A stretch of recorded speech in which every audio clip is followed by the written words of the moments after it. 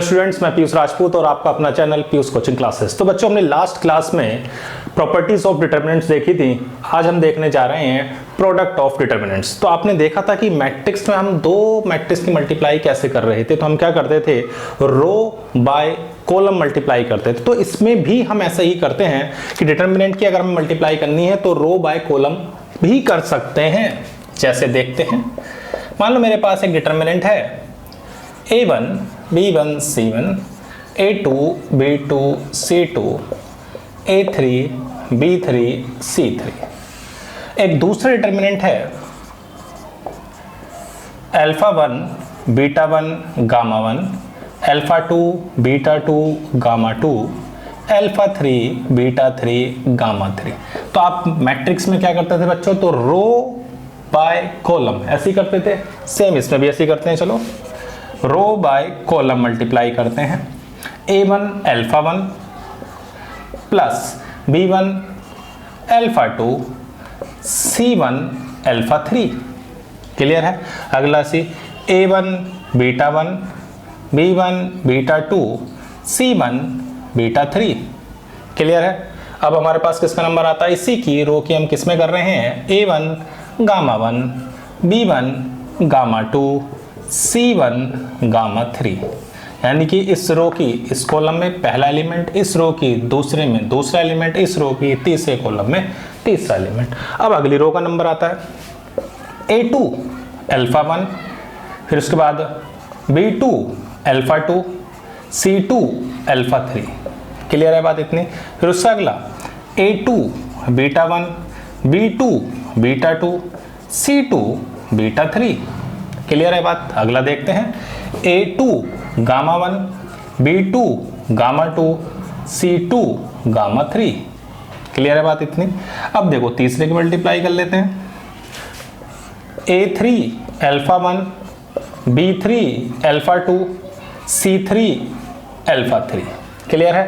फिर उससे हमारे पास है A3 β1 B3 β2 C3 β3। फिर उससे अगला है A3 γ1 B3 γ2 और C3 γ3। क्लियर है बात इतनी। ये हमारी मल्टीप्लाई होगी।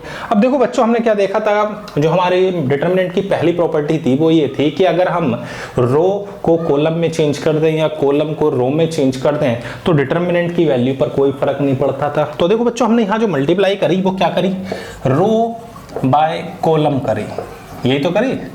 तो अगर मैं रो की जगह कॉलम कर दूं तो डिटर्मिनेंट की वैल्यू पे कोई फर्क नहीं पड़ना चाहिए। तो बच्चों, हम रो बाय रो भी मल्टीप्लाई कर सकते हैं, इसमें ऐसा कुछ नहीं है।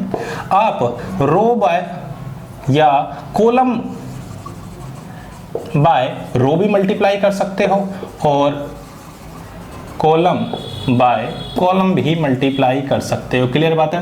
मैट्रिक्स में नहीं था ऐसा। मैट्रिक्स में सिर्फ हम रो की कॉलम में कर रहे थे। यहाँ पर हम रो की रो में कर सकते हैं, कॉलम की कॉलम में कर सकते हैं या कॉलम की रो में। आप इन चारों में से किसी से भी मल्टीप्लाई कर लें, डिटर्मिनेंट की वैल्यू पर कोई फर्क नहीं पड़ता। जैसे मैं आपको फटाफट से नोट करें, रो बाय रो करके दिखा रहा हूँ।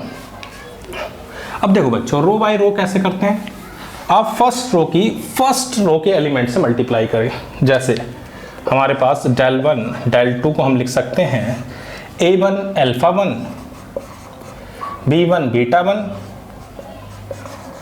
और C1 γ1। मतलब इस रो की इस रो में कर दी। फिर इसके अगले में A2 α2 B1 β2 C1 γ2। इसी रो के अगले में करी A1 α3 B1 β3 C1 γ3। क्लियर है बात इतनी। अब अगले की देखो A2 α1 B2 β1 C2 γ1। फिर A2 α2 B2 β2 C2 γ2। क्लियर बात इतनी। अब इसी की इसमें करते हैं A2 α3 B2 β3 और C2 γ3। क्लियर है बात इतनी। अब देखो इसका नंबर आता है A3 α1 B3 β1 C3 γ1। इसे अगले का देखते हैं A3 alpha 2 B3 beta 2 C3 gamma 2। अब इसका number A3 alpha 3 B3 beta 3 C3 gamma 3। Clear है बात इतनी।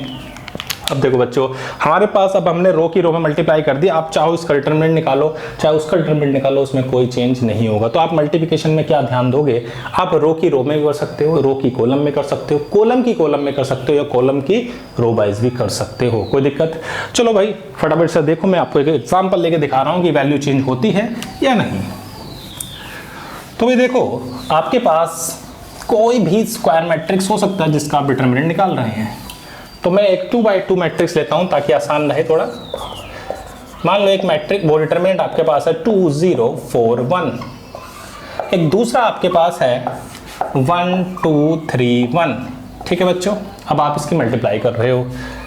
चलो भाई, अब मैं पहले आपको रो बाय कॉलम करके दिखा रहा हूं। इस रो की इस कॉलम में करी 2 × 1 0 × 3। क्लियर है बात इतनी। अब 2 × 2 0 × 1 4 × 1 1 × 3 4 × 2 और 1 × 1। क्लियर है बात इतनी। चलो भाई, अब 2 और ये हो जाएगा 2 2 4 4 × 1 4 और 3 7 4 2 8 और 1 9। क्लियर है बच्चों। अब हम इसका डिटरमिनेंट निकालेंगे तो कितना आएगा, 9 2 18 माइनस 7 4 28। तो कितना हो गया बच्चों, -10। क्लियर है बात। तो अब इसकी रो बाय रो मल्टीप्लाई करके देखते हैं। क्या कर रहे हैं बच्चों, रो बाय रो। ठीक है, दोनों की मल्टीप्लाई करते हैं। 2 × 1 2 0 × 2 0। क्लियर है बात इतनी। अब इसकी करते हैं, इसमें 2 3 6 तो 0 × 1 0 4 × 1 4 और 1 × 2 2 4 × 3 12 1। तो कितना आ गया बच्चों, 2 6 6 13। तो ये आ गया 26 माइनस 36 यानी कि -10। तो दोनों का डिटरमिनेंट बच्चों देखो क्या आ रहा है, सेम। तो यानी कि सिंपल सी बात ये याद रखनी है कि डिटरमिनेंट के अंदर दो डिटरमिनेंट की आप row by row by column, column by column या कॉलम बाय रो कैसे भी मल्टीप्लाई करें, डिटरमिनेंट पर कोई फर्क नहीं पड़ता। क्योंकि हमने पहली प्रॉपर्टी पढ़ी थी कि अगर हम रो को कॉलम में इंटरचेंज कर दें तो डिटरमिनेंट की वैल्यू हमेशा क्या होती है बच्चों, सेम होती है। क्लियर कोई बात, कोई दिक्कत। क्लियर, फटाफट नोट करें। देखते हैं कुछ क्वेश्चन। तो बच्चों देखो, क्वेश्चन हमें क्या दिया हुआ है कि द वैल्यू ऑफ इस डिटरमिनेंट की हमें देखो वैल्यू निकालनी है। तो हम कैसे करें, अब इसका हम डायरेक्ट डिटरमिनेंट निकालेंगे तो बहुत बड़ा होगा। तो हम क्या कर सकते हैं, क्या मैं इस डिटरमिनेंट को दो डिटरमिनेंट के प्रोडक्ट की फॉर्म में लिख सकता हूं। तो देखो भाई, a1 x1, यानी कि अगर मैं एक डिटरमिनेंट ऐसा लूं, इधर ले लूं a1, तो दूसरी तरफ बच्चों मुझे क्या लेना पड़ेगा, x1, तभी मल्टीप्लाई होकर आएगा a1 x1। अब अगला एलिमेंट क्या है, b1 y1। आपकी इच्छा, आप रो वाइज ले लो या कॉलम वाइज। मान लो मैं रो वाइज रो मल्टीप्लाई कर रहा हूं, तो यहाँ b1 आएगा तो यहाँ पर y1। क्लियर है बात। अब तीसरा एलिमेंट है नहीं, तो इसका मतलब उसे हम क्या ले सकते हैं, 0। क्लियर है इतनी बात। अब देखो अगला क्या है, a1 x2। तो बच्चों यहाँ पर a1 x2 और v1 y2, अगला एलिमेंट क्या है, 0। अब अगला कितना, a1 x3 और यहां पर कितना होगा, y3 0। ऐसी दूसरे वाले में देखो a2 x1 b2 a2 x1 b2 y1। ठीक है, ये भी यार यहाँ हो जाएगा a3 और b3। क्लियर है बात। अगर मैं इन दोनों की मल्टीप्लाई करता हूं, किस किस की, इस वाले डिटरमिनेंट की और इन दोनों डिटरमिनेंट की मल्टीप्लाई अगर करें तो बच्चों यही आता है। तो अब देखो, हमने पढ़ा था डिटरमिनेंट में कि अगर कोई भी पूरी रो या पूरा कॉलम 0 हो जाए तो बच्चों उस डिटरमिनेंट की वैल्यू क्या होती है, 0। क्लियर बात इतनी। तो ये 0 × 0 कितना हो गया, 0। देखो कितना आसान सा हो गया। तो ऑप्शन क्या हो गया, सी। क्लियर है बात। तो हमने क्या करा बच्चों, इस डिटरमिनेंट को सिंपल दो डिटरमिनेंट की फॉर्म में लिखा ताकि उन दोनों का प्रोडक्ट होके यही आए। तो मैंने मल्टीप्लाई इसकी देखी रो बाय रो, मैंने बताया कि आप रो की रो में भी कर सकते हैं, रो की कॉलम में भी कर सकते हैं, कॉलम की कॉलम में भी कर सकते हैं, कॉलम की रो में भी कर सकते हैं। क्लियर बात इतनी। तो मैंने रो की रो में मल्टीप्लाई करके इस तरह से एडजस्ट किया कि ये दोनों के मल्टीप्लिकेशन हमें ये डिटर्मिनेंट दे। और हमने पढ़ा है कि किसी भी डिटर्मिनेंट में या तो पूरा कॉलम या पूरी रो अगर जीरो होती है तो उस डिटर्मिनेंट की वैल्यू क्या होती है बच्चों, जीरो। फटाफट नोट करें, देखते हैं नेक्स्ट क्वेश्चन। तो बच्चों देखते हैं कि सेकंड क्वेश्चन हमसे क्या कह रहा है कि हमें द वैल्यू ऑफ इस डिटर्मिनेंट के में देखो बच्चों क्या करनी, वैल्यू निकालनी। तो फिर से दिमाग में आना चाहिए क्या हम इसको दो के मल्टीपल की फॉर्म में लिख सकते हैं, दो के प्रोडक्ट डिटर्मिनेंट की फॉर्म में लिख सकते हैं। तो सबसे पहले देखो यहां पे क्या है 2y1z1, तो मैं क्या इस डिटर्मिनेंट को ऐसे लिख दूं क्या, y1z1 प्लस y1z1, दो बार तो लिख सकता हूं ना। अगला क्या है y1z2 और y2z1, y1z3 और y3z1। क्लियर है यहां तक। y1z2 y2z1 y2z2 y2z2 y2z3 और y3z2। ठीक है बच्चों, y1z3 और y3z1 y2z3 y3z2 y3z3 और y3z3। क्लियर है बात इतनी, इस तरह से लिख दे। अब मैं क्या करना चाह रहा हूं, इसको प्रोडक्ट ऑफ टू डिटर्मिनेंट्स लिखना चाह रहा हूं, मतलब दो डिटर्मिनेंट के प्रोडक्ट की फॉर्म में आ जाए। तो देखो बच्चों यहां पर y1z1 और y1z1 है। तो मैंने क्या करा, एक डिटर्मिनेंट ऐसे लिया y1 और दूसरी तरफ क्या लेना है, इसमें मल्टीप्लाई किससे करनी है बच्चों, z1 से। ठीक है बच्चों, क्या आ गया y1 z1। अगला फिर से y1 z1 है, तो मैं क्या करूं, यहां z1 ले लूं और यहां पर क्या ले लूं बच्चों, y1। और तीसरा एलिमेंट क्या है, 0। कोई दिक्कत वाली बात देखो, y1 z1 रो बाय रो, दूसरा z1 y1। क्लियर है बात इतनी। इन दोनों की हम मल्टीप्लाई की फॉर्म में लिख रहे हैं। अब देखो अगला क्या है, y1 z2, y1 यहां पर आएगा z2 और दूसरा क्या है y2 z1, तो यहां आ जाएगा y2। तीसरा एलिमेंट क्या है, 0। अब देखो अगला क्या है y1 z3, तो यहां आ गया z3 और ये आ गया y3। क्लियर है बात इतनी। अब देखो अगला y1 z2 प्लस यहां पर क्या आएगा हमारे पास, हमें लाना है रो की रो में, हमारे पास z1 है, हमें लाना है y2। तो मैं यहां पर लिख सकता हूं y2 और यहां पर ले सकता हूं z2। क्लियर बात इतनी। ऐसी तीसरा हो जाएगा y3 और z3। फिर से वही आ गया कि डिटर्मिनेंट की अगर पूरी रो या पूरा कॉलम अगर क्या है 0 है तो डिटर्मिनेंट की वैल्यू भी बच्चों क्या होगी, 0 होगी। क्लियर है बात इतनी, कोई दिक्कत वाली बात। हमने क्या करा, इस डिटर्मिनेंट को इस तरह से लिखा कि ये दो डिटर्मिनेंट के प्रोडक्ट की फॉर्म में आ जाए, फिर उसमें सिंपल हमने डिटर्मिनेंट की प्रॉपर्टी लगाई, आंसर फाइनल आ गया। क्लियर है बात इतनी, फटाफट नोट करो, देखते हैं नेक्स्ट क्वेश्चन। तो बच्चों देखो थर्ड क्वेश्चन हमसे क्या कह रहा है, डिटर्मिनेंट इज इक्वल टू, हमें एक डिटर्मिनेंट दिया हुआ है और हमें उसकी वैल्यू निकालनी है। तो दिमाग में हमारे वही आना चाहिए, क्या हम इसको दो डिटर्मिनेंट के प्रोडक्ट की फॉर्म में लिख पा रहे हैं। चलो उसे देखते हैं।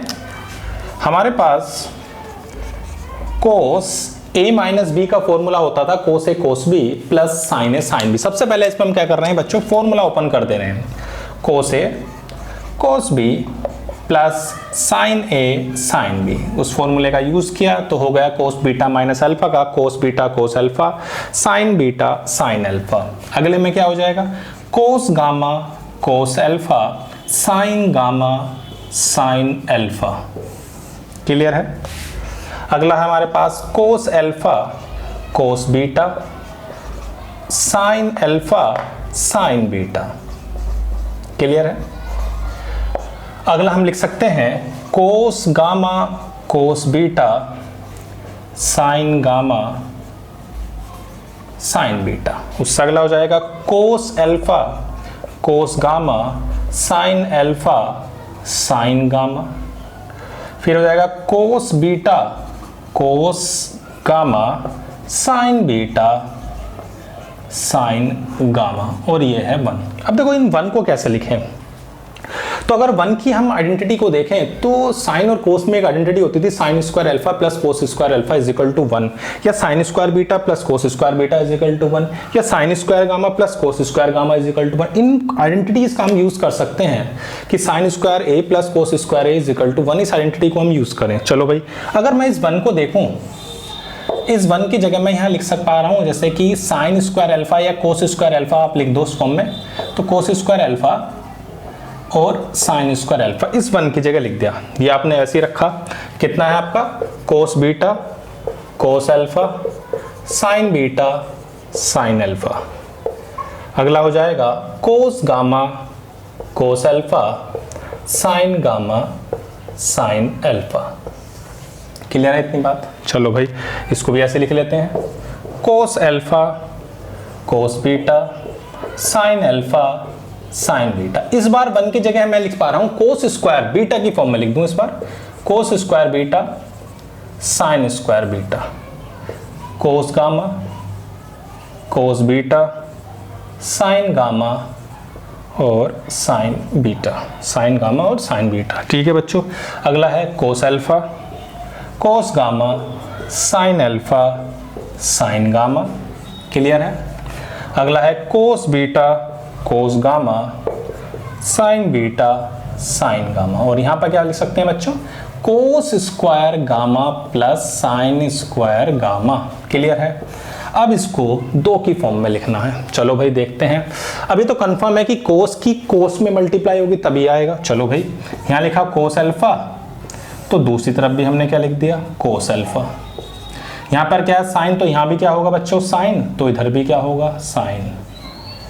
और अगला एलिमेंट आपको पता ही है 0। क्लियर है? अब देखो इधर, ये क्या है, कोस अल्फा, अगला क्या है, कोस बीटा। चलो भाई, सेकंड रो को, कोस अल्फा तो है, क्या ले लेते हैं, कोस बीटा। साइन अल्फा तो है, क्या ले लेते हैं, साइन बीटा।